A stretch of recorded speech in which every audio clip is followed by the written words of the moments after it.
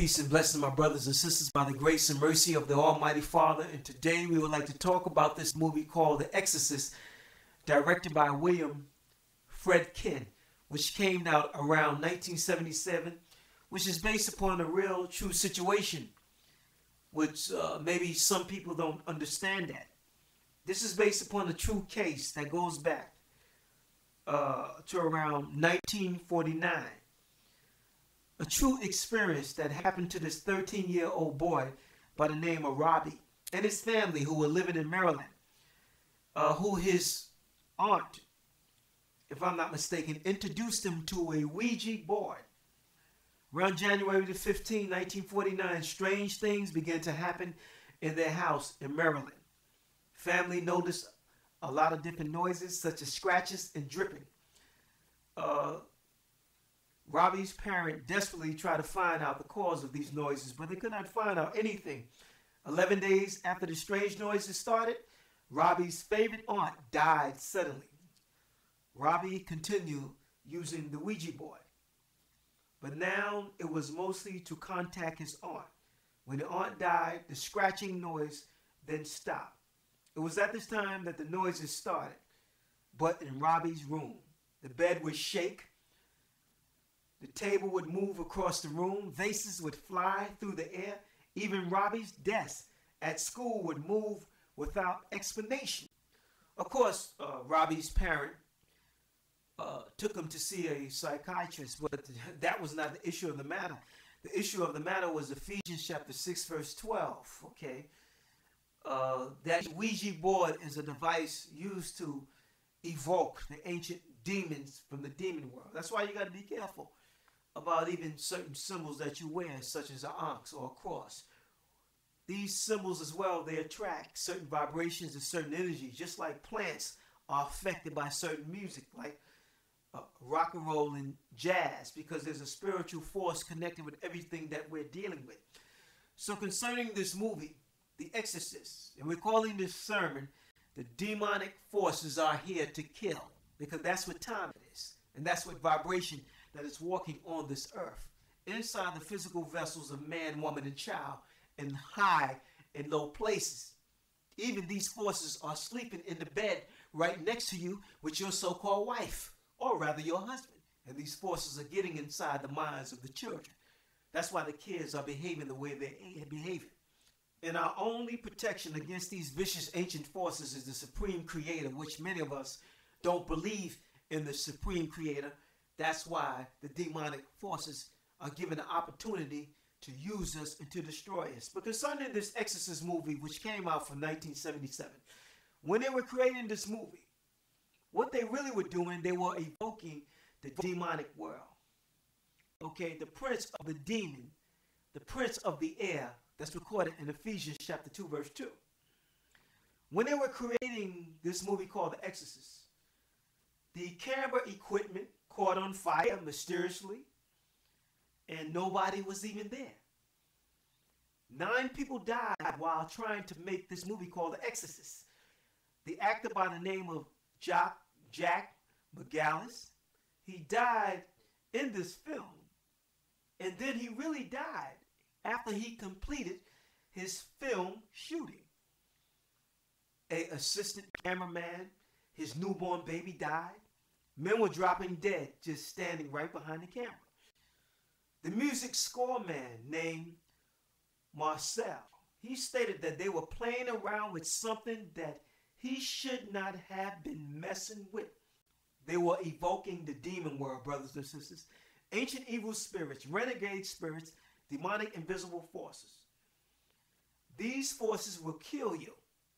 Just like they killed 9 people while making this movie called The Exorcist. These are the same renegade, rebellious, evil spirits that rebelled against the Most High with their leader, known as the fallen cherubim, that's recorded in the book of Ezekiel, around the 28th chapter, okay, that rebelled against the Creator, that also led astray many men, women, and child through the course of history, that are back here again to destroy as many souls as possible, which Colossians chapter 1, verse 16 speaks about their invisibility.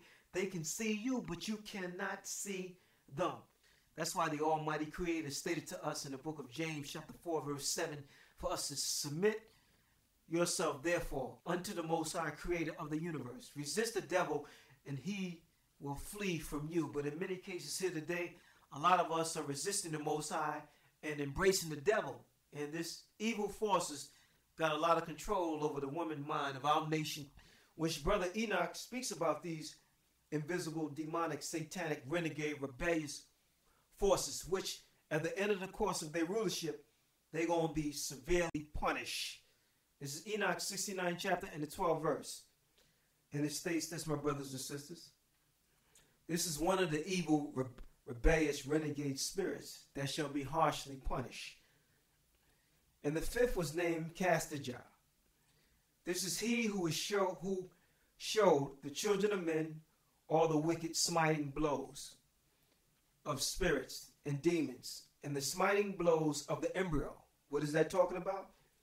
That's talking about the ritualistic abortion practices. That's a demon that comes inside your mind when you disconnect it from the Almighty Father that teaches you to kill your unborn baby and the man that's doing it.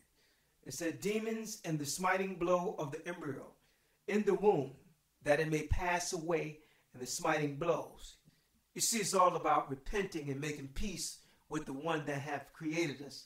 As Matthew chapter 4 verse 17 states, for the time the King of Kings began to preach and saying, repent, for the kingdom of the Most High is at hand. Not like what Jay-Z have said in one of his songs, such as he said he is not going to repent for his sins. That guy don't know what he up against. He don't know what he dealing with. If he had any understanding or any common sense inside his mind, he will understand what he's saying is what Nimrod said. What he said is what Semiramis said.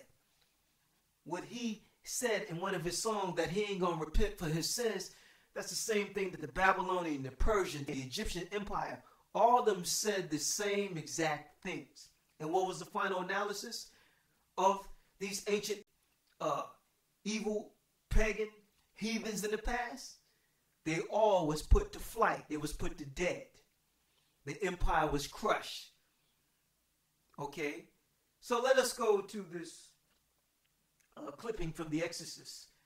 And we're going to end on this token here. Repent. Change your ways. Stop being high-minded. Stop being arrogant. Stop being evil. Stop trusting in man or your materialistic riches. Look at what happened in Japan. Even though they stated that they used the HARP program to do that. But the Most High allowed them, if that's the case. Okay. Analyze the hurricanes that we had around 2005. Over 25 hurricanes.